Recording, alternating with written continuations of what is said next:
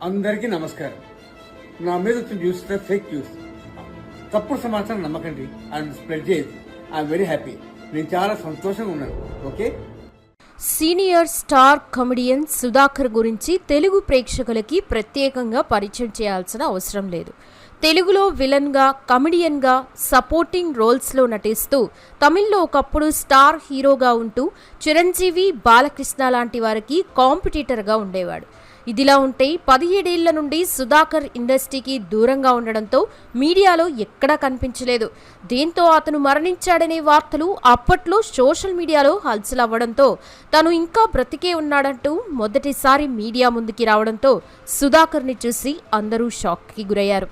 అలా బక్కచిక్కిపోయి గుర్తుపట్టలేని స్థితిలో ఉండగా అప్పటి నుండి తరచూ కొన్ని ఇంటర్వ్యూస్లో పాల్గొన్న సుధాకర్ ఉన్నట్టుండి మళ్లీ కనుమరుగయ్యారు.